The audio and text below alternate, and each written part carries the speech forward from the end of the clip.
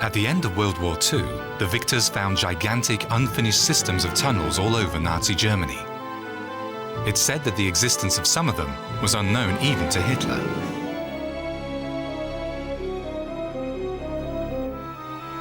Entering the remains of the mysterious tunnels today involves a certain amount of risk. 60 years ago, Allied bomb squadrons tried to destroy the subterranean shelters by using special bombs. Some of the intricate underground installations, however, still look as if the war here ended only yesterday.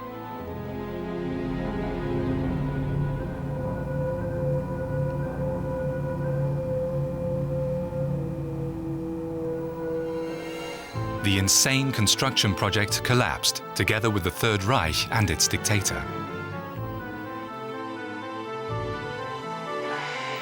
A bomb-proof headquarters was also being built in Hitler's mountain hideout at Obersalzberg. To this day, the structure has not been explored in its entirety. All that remains from the Berghof are the catacombs. Allied bombs razed the dictator's chalet to the ground.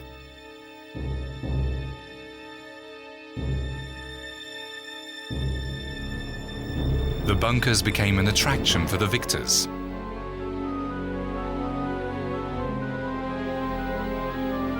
This is where the dictator was supposed to survive the bombs and even the fall of his empire.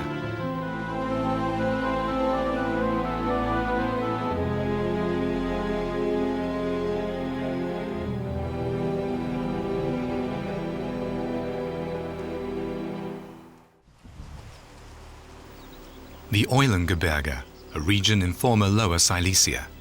Here in the mountain ridges close to the Polish town of Glusza is hidden one of the most curious legacies of the Third Reich.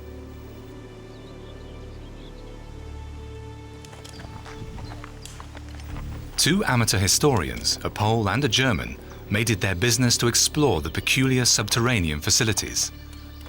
Somewhere in the forest of the so-called Boozer's Heights, a mysterious chasm leads 48 meters deep into the earth. The experts believe it to be an unfinished elevator shaft.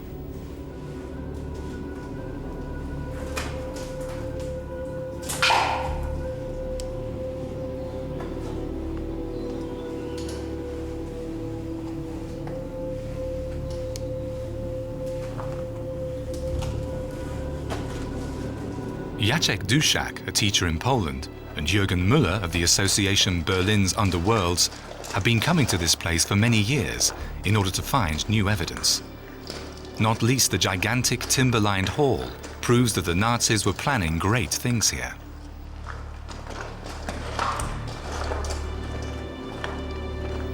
In total, there are 7 underground tunnel systems.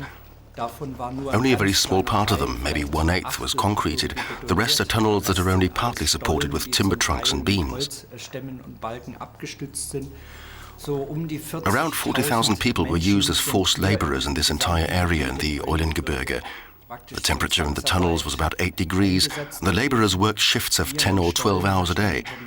One can imagine that all this, along with a poor diet, caused many people to die. Dann können Sie sich vorstellen, dass bei schlechter Ernährung, dass es da sehr viele Tote gab. When the Soviets conquered Lower Silesia at the end of April 1945, they found the gigantic construction site abandoned. At first, they did not realize the sense or purpose of it.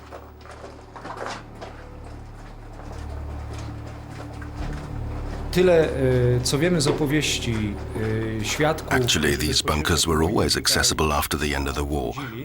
All the witnesses who were here after the Germans pulled out agreed that the place looked as if the workers had just left for their lunch break.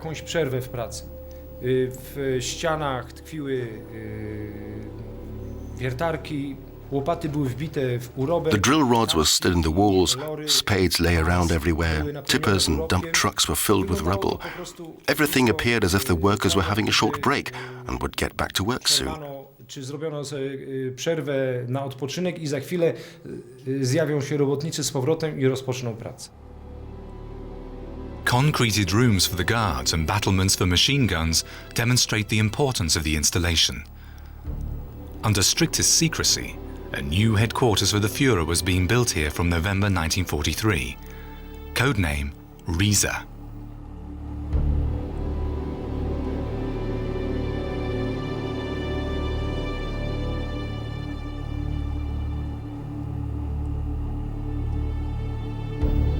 Apparently, Hitler considered the Wolfschanze, his main field headquarters in East Prussia, no longer safe enough.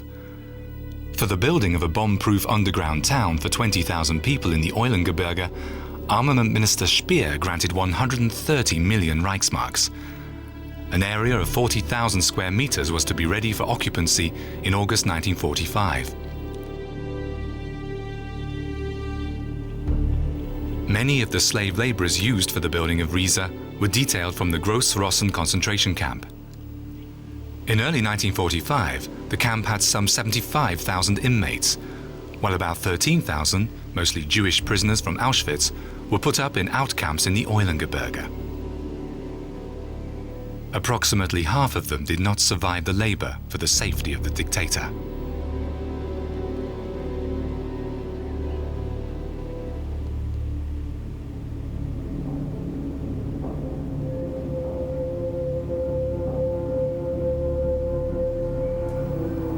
The slave laborers had dug 3 kilometers of tunnels into the Wolfsberg, the largest complex among the systems planned in the Eulengebirge. Today, parts of the intricate tunnel system are underwater. The two explorers venture into the labyrinth cautiously.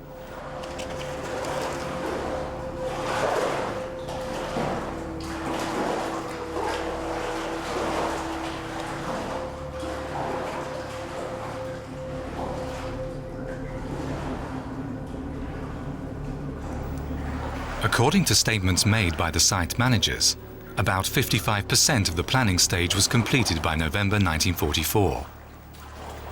Excavations were to commence immediately. Exact assessments about the intended extent of the subterranean bunkers are not easy to make, as the original building plans for the Riese project disappeared after the end of the war.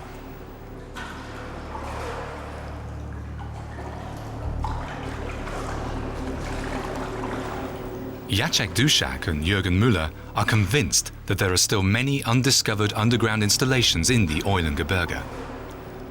According to the few remaining documents of the Nazis, plans also included the production of so-called Wunderwaffen in a gigantic subterranean factory. However, 60 years later, it's difficult to distinguish between fact and fiction.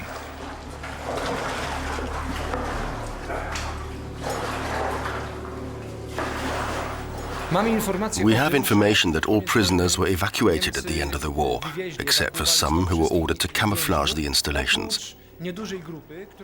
Apparently, they disappeared without a trace, and so did their supervisors. Of course, this is all unconfirmed information. The Nazis had plenty of time to camouflage the tunnels. It is very difficult today to find the sealed portals because they were filled in skillfully. Now trees grow on the soil. They covered their tracks really well.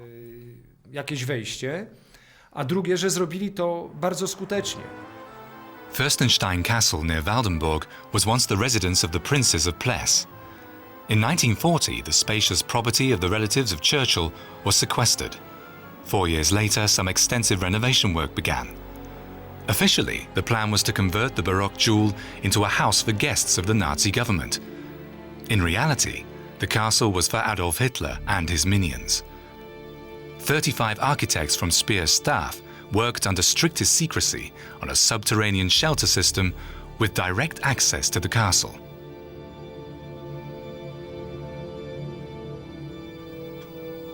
In case of an emergency, an elevator would take the Führer from his chambers 50 meters deep into the mountain. The dictator and his closest entourage were supposed to have 3,200 square meters of floor space.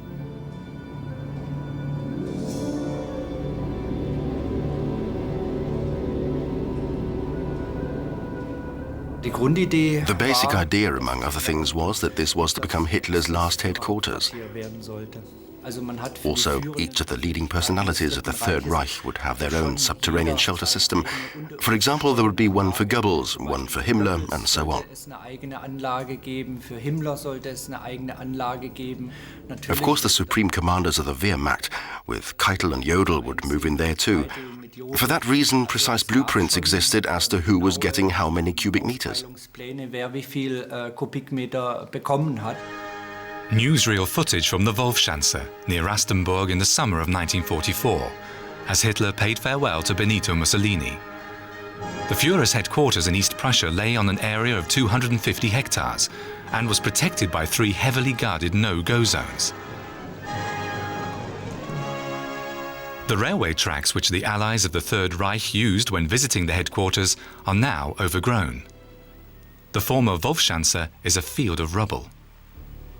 Before they withdrew, the Germans blew up all the buildings, and the Red Army did the rest.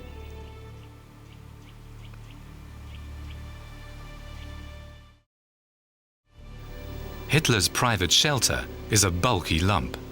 In 1944, all important structures in the innermost no-go zone were vaulted by massive reinforced concrete domes. Rochus Misch had not been to Rastenburg since the end of 1944. He was a member of the Führer's escort commando, so he was almost always at Hitler's side in the Wolfschanze. Returning here after 60 years is completely different from how the dictator's former bodyguard had imagined it. It's difficult now for him to recognize anything in the ruins.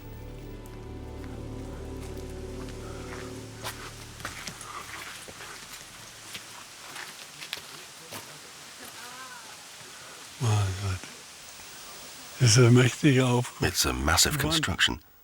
Before, the residential shelters were 2, maybe 3 meters high at the most, and now it's so enormous. I'm amazed at what has become of it. I can still remember very clearly how everything used to look here, and all that had happened so fast, it's incredible. Das ist in einem Rückzugverfahren passiert. Unglaublich, aber wahr. Wie schnell die das gemacht haben. In ein paar Wochen. Within a few weeks, the whole grounds here had changed. Just in a few weeks. Before, there were just some flat huts. If you came through there was a big room to the right with a long table where the briefings took place. It was quite cramped. It was not large. The massive structures were built afterwards. Das war nicht groß. Das Gewaltige ist nahe entstanden.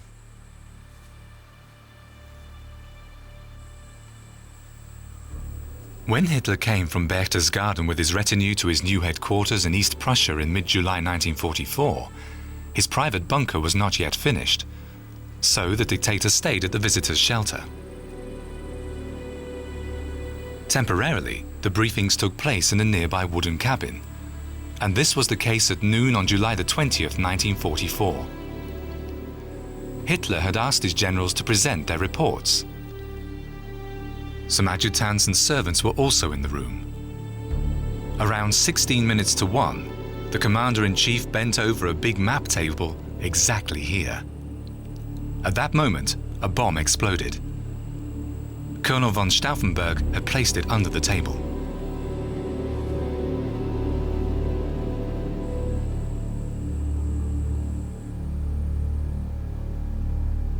The explosion killed 4 and seriously injured 7. The cabin was almost completely destroyed. Hitler, protected from the heavy map table, suffered only minor injuries.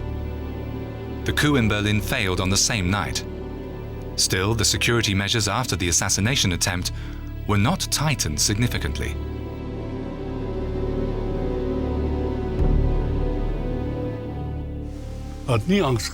He was never visibly scared. We never noticed that he was afraid in any way.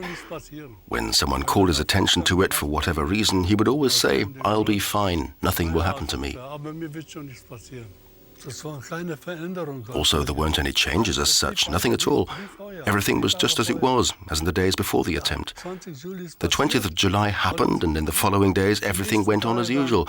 There was a reception for Mussolini, and then there were some other receptions, as if nothing had happened at all. Only Hitler's closest aides knew the construction of a gigantic subterranean headquarters in Lower Silesia was in progress. He hoped that Riese would be ready soon. In there, he would be safe from enemy paratroopers and Allied bomber squadrons.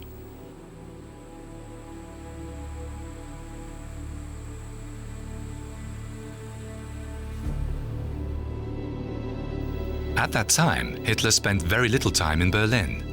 The Reich's capital was under attack by British and American bombers on an almost daily basis. In spite of the looming defeat, most Germans in 1944 still believed in and trusted their Führer.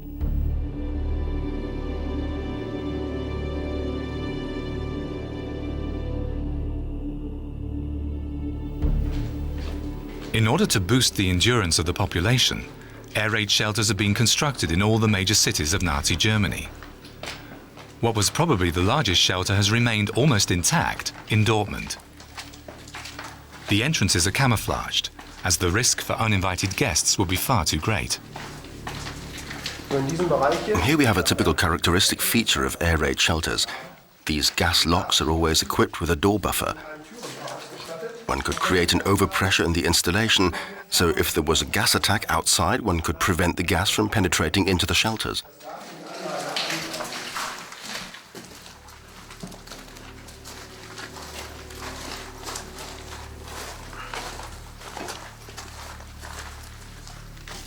After the first major Allied attacks on Dortmund, the public air raid shelters proved insufficient and offered only inadequate protection.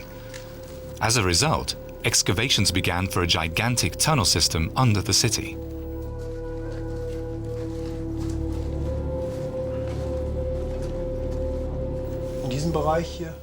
Here in this area should be a cut for an opening to ground level. It was done from below, from the shelter to the surface. As you can see, the work was not finished. This here is the original rock as it was left after the blasting. It has just been lying like that for almost 60 years now. When was the project abandoned? Right at the end of the war. There'd been work going on in the bunker up until the end of the war. We have billing documents from April 1945 from which we can establish that people still worked here. You can also see that some tools were left behind too. The building site was abandoned just as it is today.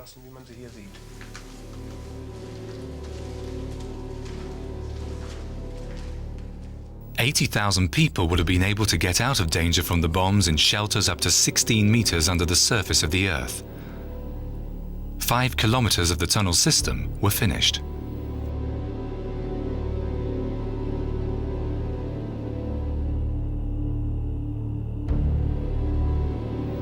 It's said that after the end of the war, criminals would sometimes escape from the police into this underworld.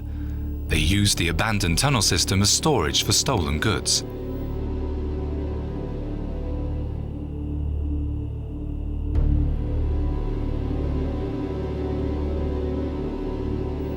The shelters were never used. Only few people in Dortmund today know that the bowels of their city are hollow. In the 1960s, a proposal to use the bunkers within the remit of the civil air defense was rejected. Today, the installations stand empty.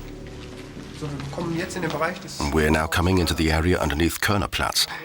Here we have a beautiful plan from 1943. You can see how the shelters would have looked if the planned work had been finished. This room here would have 2 stories then, lined with wood in order to keep out the humidity and make it a little bit warmer. It would all be divided up with corridors and individual cabins with fresh air and exhaust ducts, but obviously it never got to this stage. The end of the war caught up with the construction work. Now, let's move on.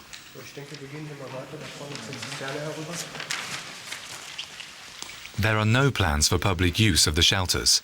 The state authorities see to it that the galleries do not cave in. Ein Querschnitt durch den Berliner Sonntag im 5. Kriegssommer.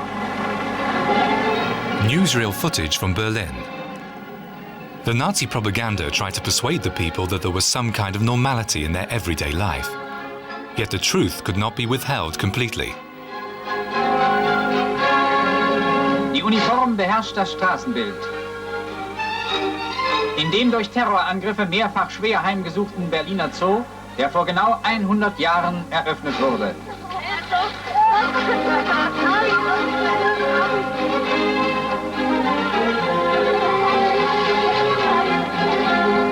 Freibad Wannsee hat von der alten Anziehungskraft nichts eingebüßt. The idyllic atmosphere from the capital was deceptive. People were rarely safe. Allied bombs fell on Berlin almost daily.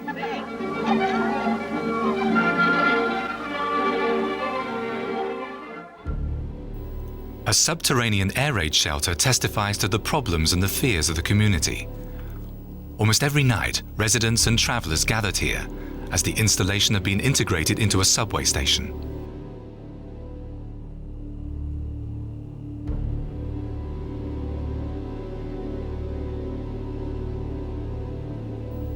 When the sirens wailed, people often had just a few minutes to reach the bomb-proof chambers.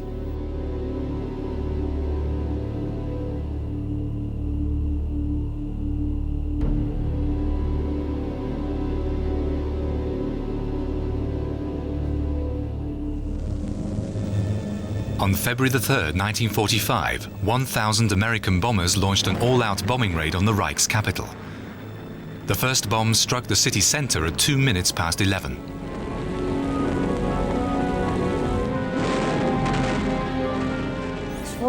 It suddenly became very, very quiet.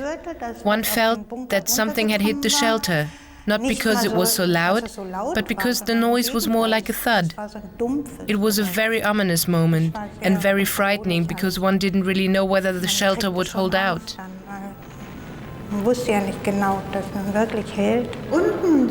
The bombs struck downstairs, where we would usually be, down at the entrances.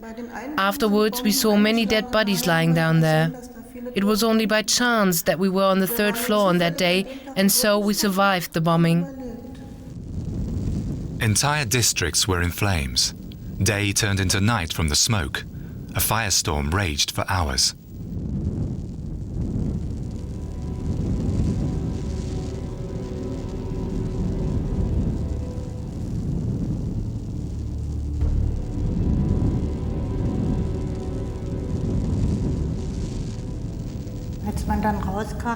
When we finally came out, I think we must have been sitting in there for 2 or 3 hours.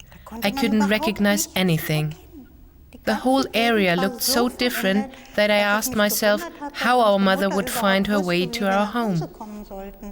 The kiosk was gone, everything was in flames, the street was like a fire tunnel.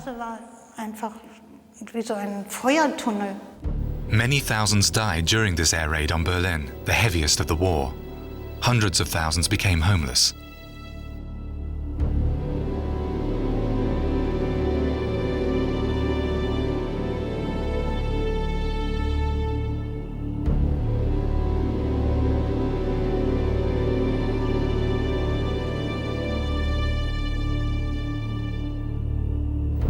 Little was left from the former glamour of the Third Reich. Hitler's architect, Albert Speer, was supposed to realize the Führer's sinister visions, but construction had long been suspended, and the few structures that had been completed were converted to accommodate the war effort.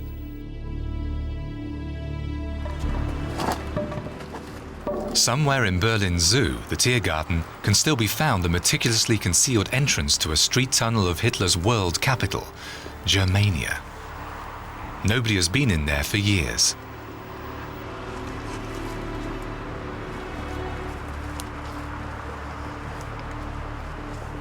Dietmar Arnold from the association Berlin's Underworlds ventures in.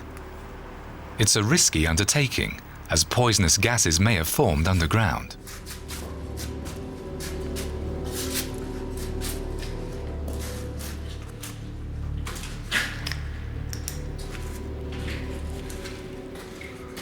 We're now almost 9 meters under the Tiergarten in the western tunnel of the main junction. It was planned to be an expressway or motorway tunnel, 90 meters long, 14 meters wide, 4.8 meters high. These are remains of Germania. The junction was to be the intersection of the planned east-west and north-south connections. Large parts of the east-west connection were indeed built, which today are the Straße des 17. Juni and Unter den Linden. But the north-south connection was never built. This is what remains of those ambitious plans.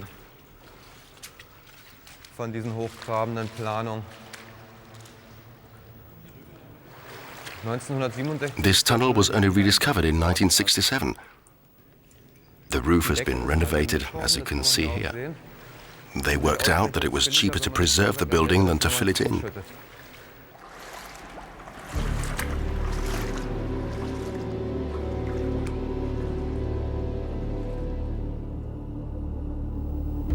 Cars have never driven through this tunnel. At some point during the war, a partition wall must have been built. Armament plants would have continued their production here in a bomb-proof environment.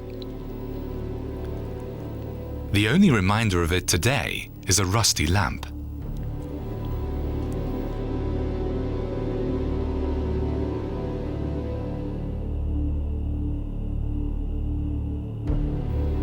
At the far end of the tunnel, Dietmar Arnold has found proof that the tunnel was also used by Berlin's population as an air raid shelter during the bomb attacks. This is the access stairway through which people would come down. I think it's really interesting how worn down these stairs are. There must have been masses of people who used these narrow steps to enter this tunnel. And this here may have been an emergency door to the shelter.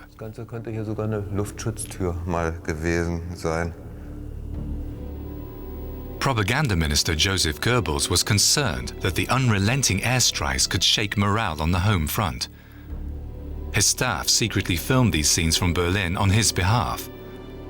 The population never got to see such footage.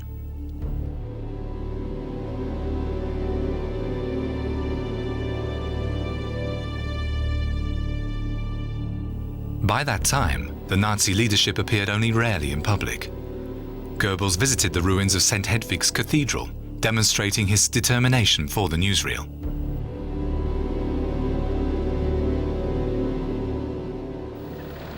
The minister had a private bunker under his official villa in the center of the government district. The rest of the installations were discovered accidentally during some construction work in 1998. Little is known about the interior furnishings of the shelters. Goebbels' diaries indicate that he and his family used the shelter often. Apparently, the chambers were not luxuriously furnished. Nevertheless, the propaganda minister was able to maintain constant contact with the outside world by means of modern telephone fittings.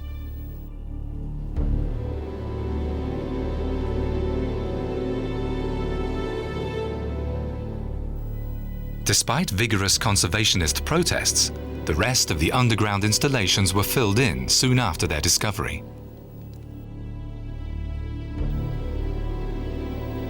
A private film of the Goebbels family from 1943 shows how things may have looked down there.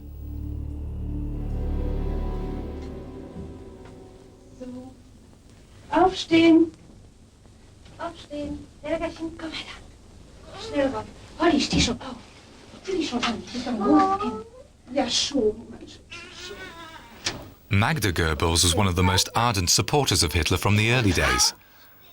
When the downfall of the Nazi Empire became inevitable, she did not hesitate for 1 second. She and her family committed suicide in the Führer's bunker.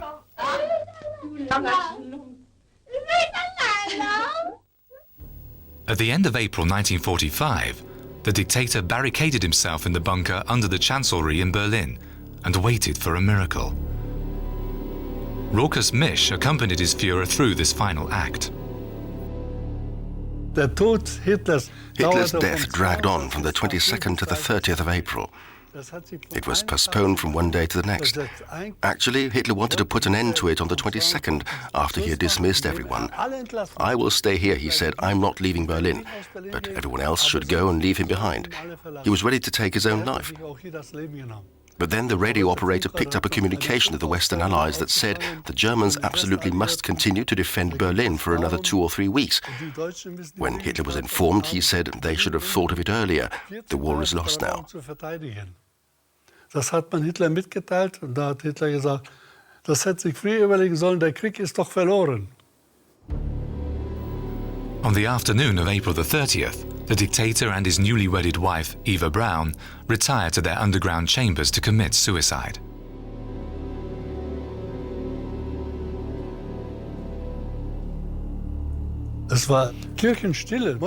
It was as silent as a church.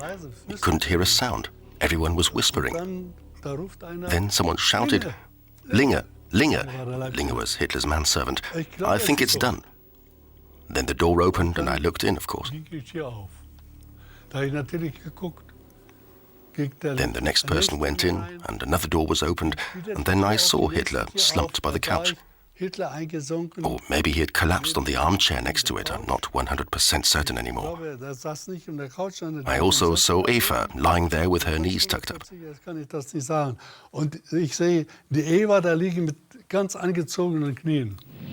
On the following day, the Red Army stormed into the center of Berlin.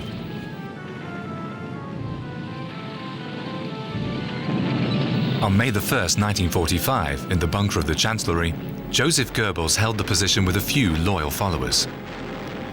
"When we make our exit, the world shall tremble," the propaganda minister had written in his diary 2 weeks previously.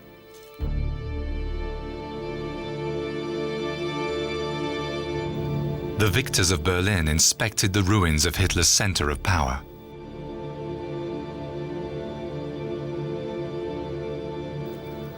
The world that will come after the Führer and National Socialism is not worth living in. Magda Goebbels used these words to justify her taking the lives of her children before she committed suicide with her husband. The victors found their bodies in the garden of the Chancellery of the Reich.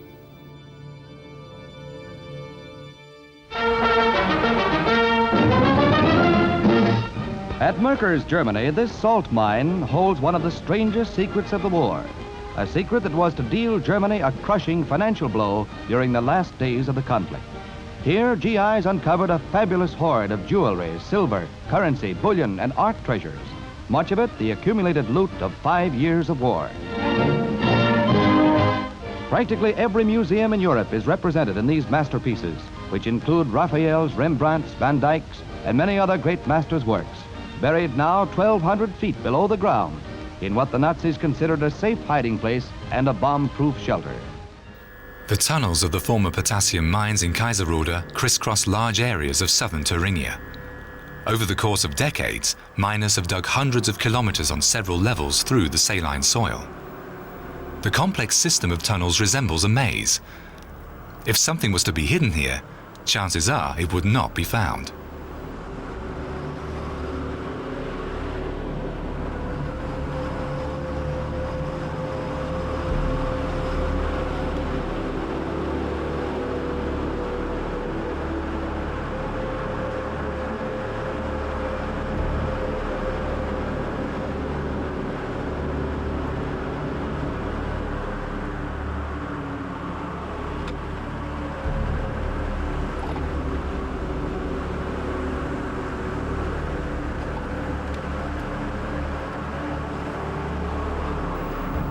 After the demise of East Germany, hardly any salt has been mined around the village of Merkers. The mine owners are hoping for greater profits from tourism.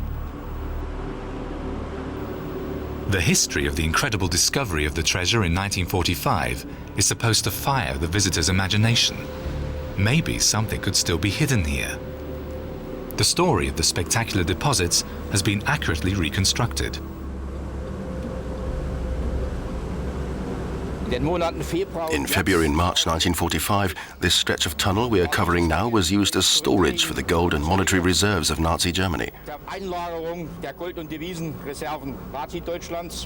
After the devastating air raid on Berlin, according to the records, Walter Funk, the president of the Reichsbank at the time, decided to move the gold reserves to a safe place.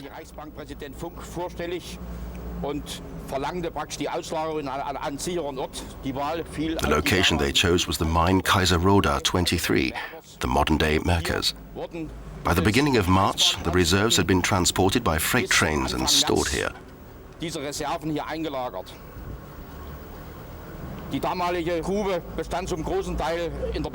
Most of the workers in the mine were foreign displaced persons. Only the security personnel and the overseers were German. It must have been common knowledge among the foreign workers and prisoners of war who worked in the mine that the gold of the Nazis was stored here. For this reason, when the Americans took Merkers on April the 4th, it didn't take long before they tracked down the treasure and came into this chamber we're in now.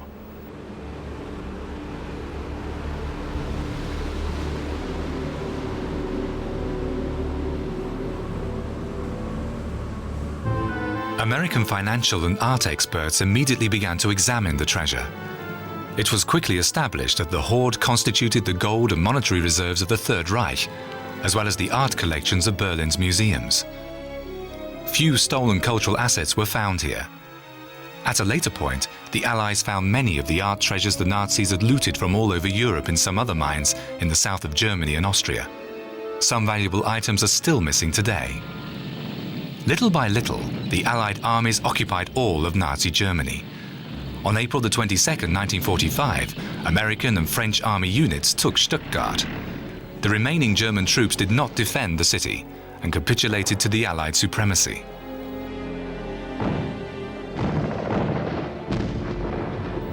A bunker that testifies to the final combat for Stuttgart has been preserved deep inside the Killersberg.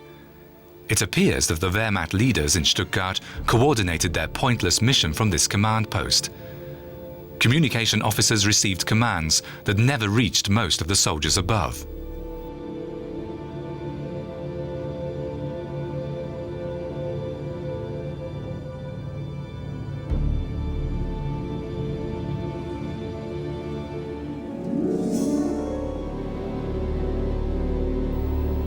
The rooms seem untouched, as if the war ended only yesterday.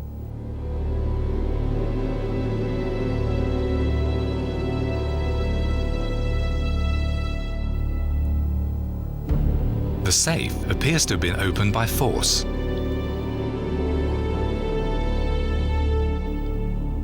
The remains of a gas mask lie on the floor.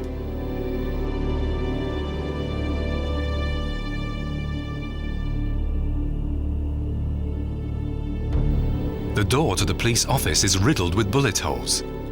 Did a last exchange of fire with the henchmen of the regime take place here?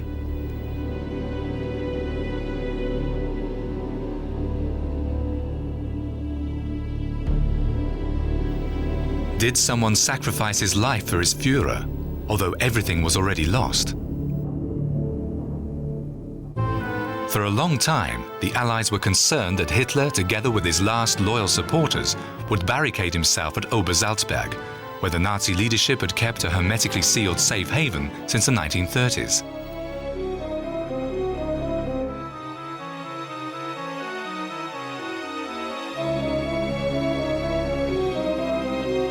During the war, the Führer and his retinue had often come to Berchtesgaden, and whenever Hitler stayed up here, he was always heavily guarded by security forces and SS troopers.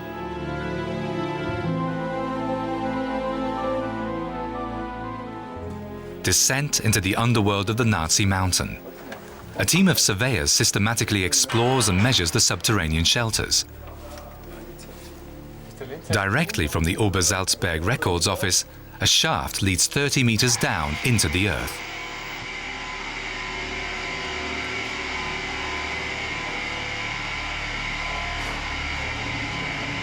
Nobody knows exactly what is hidden down there.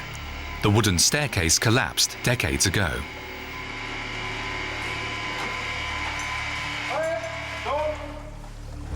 The surveyor team and their equipment are cautiously lowered with an elaborately secured motorized rope elevator.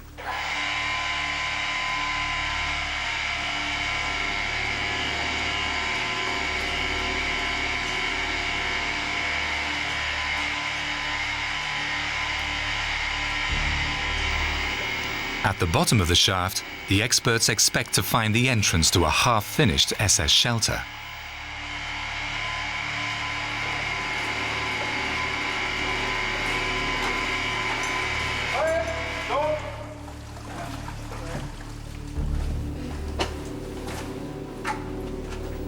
They find 350 meters of largely unsupported tunnels. Only the first caverns have been lined with bricks, and the cable shafts concreted in parts. the advance ends 60 meters deep in the rock.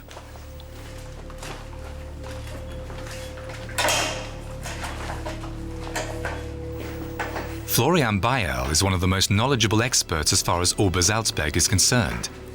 He's been investigating its history since his youth and has also interviewed many witnesses of the time.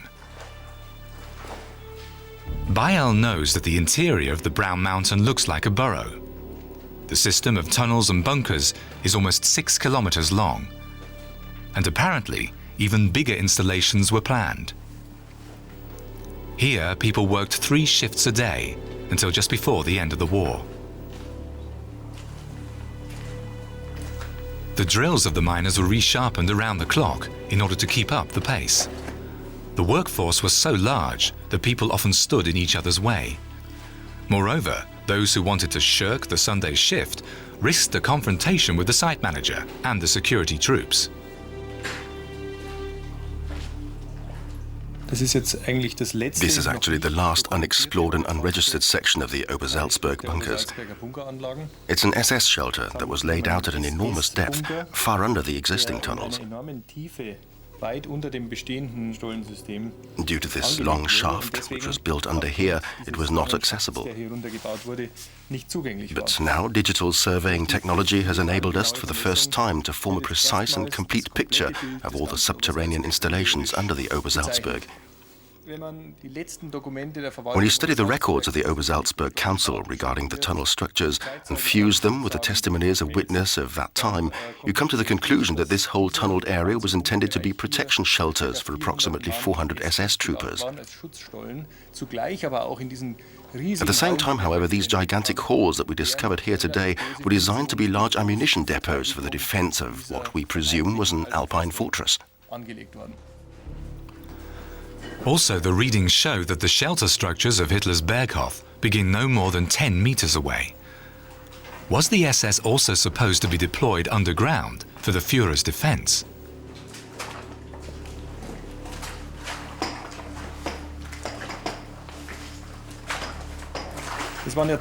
A total of 3,000 laborers worked in the tunnels of Obersalzberg.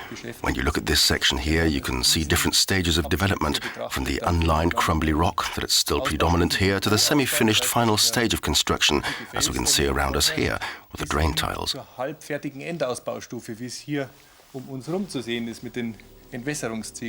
With the same workforce numbers, one would certainly need to work another 4 to 5 months in order to finish this tunnel system and be able to use it as an air raid shelter.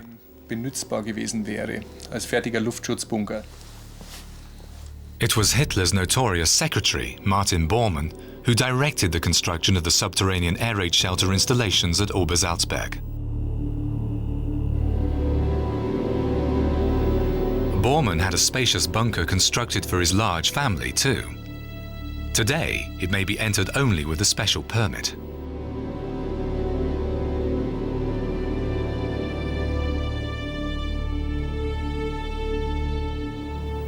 "77 steps led directly from Bormann's house down into the underworld. An almost 60-meter-long corridor led into the private chambers. Sheltered machine gun posts were built in for protection against enemy intruders.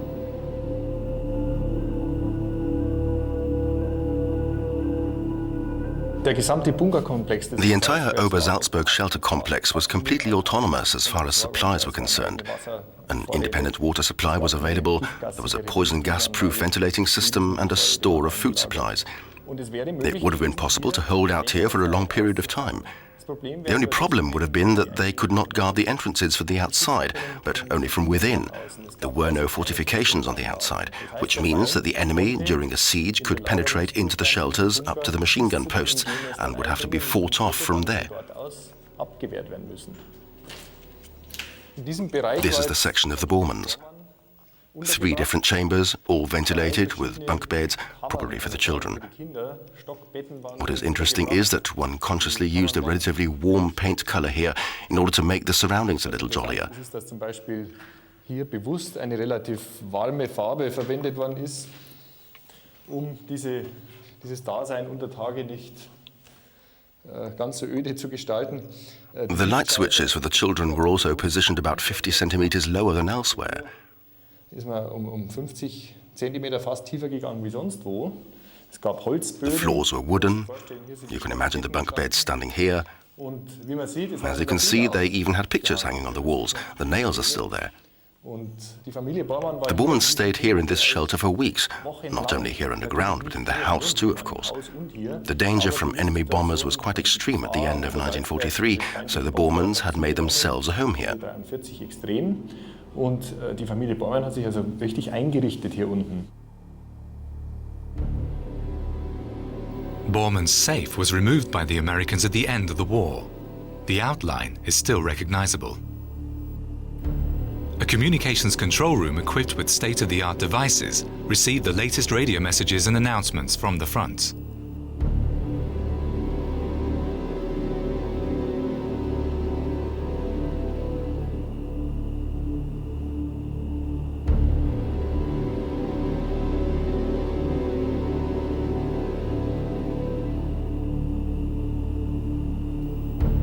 But Bormann also had a small underground town laid out for Hitler and Eva Braun. The entire entourage of the dictator would have been able to get out of danger from the Allied bomb attacks under the Berghof. At the beginning of April 1945, supplies were unloaded and stored in the shelters. Even Allied intelligence assumed that the dictator was already at Obersalzberg. The false security of Berchtesgaden, from where so much of the world's tragedy was planned and directed, was shattered in April by a force of Allied heavy bombers. Arriving at daybreak, they attacked Hitler's notorious mountain hideout and the chalet in the valley below with 12,000-pound bombs fused for deep penetration. The SS barracks nearby also received accurate attention.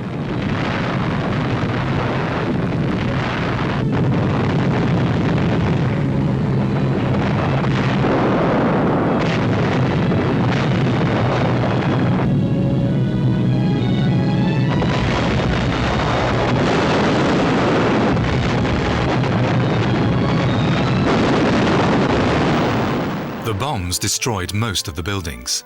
The Berghof became uninhabitable. The sorry remains of Hitler's royal retinue survived in the bunkers. Then came the Americans. US Commander General Omar Bradley went to visit Obersalzberg.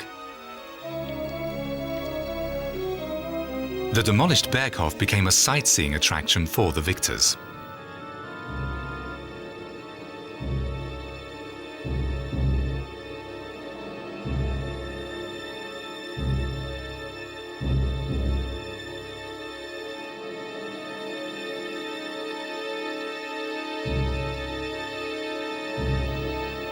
The mysterious bunkers also aroused the interest of the US soldiers.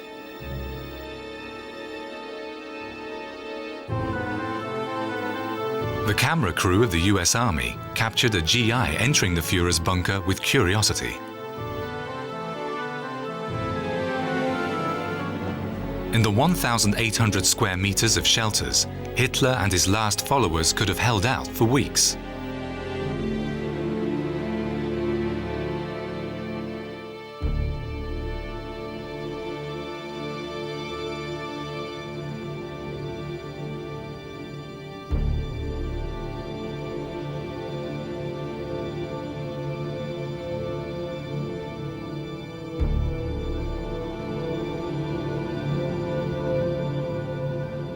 Up until the last day, the people at Obersalzberg expected that Hitler would come. Everything was prepared, the shelters were all furnished and ready as far as possible, and the vanguard from the Chancellery of the Reich in Berlin was already there. Therefore, one can say that if Hitler had come here, the war might have lasted a bit longer. From here, he would have been able, at least logistically, to control and direct whatever was left of his Reich at that time. Den Trümmerhaufen, der noch übrig war zu dem Zeitpunkt, weiter zu lenken und leiten. When the radio reported Hitler's death on May 1st, 1945, the security staff at Obersalzberg began to loot the remaining possessions of their Führer. With the permission of the Americans, Berchtesgaden citizens later also helped themselves to the hoarded supplies.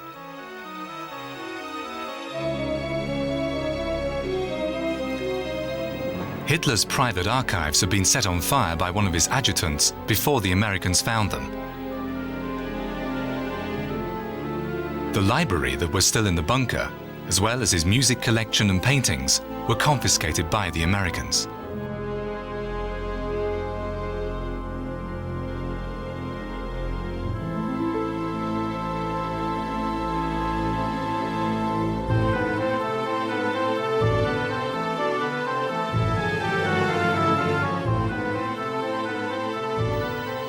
It appears that unauthorized people gained access to Eva Braun's bedroom after the end of the war and staged wild parties. The cavern had been completed and was ready for occupancy by April 1945.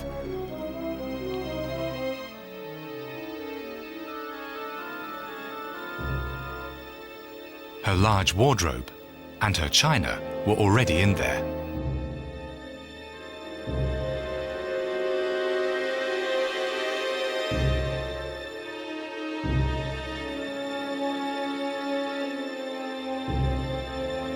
Upon the express wishes of the Führer's lover, a bathroom with a tub had been installed especially for her. Today, there's not much left to see. The chambers stand empty, and yet illicit treasure hunters often break in and search through the puzzling maze of bunkers.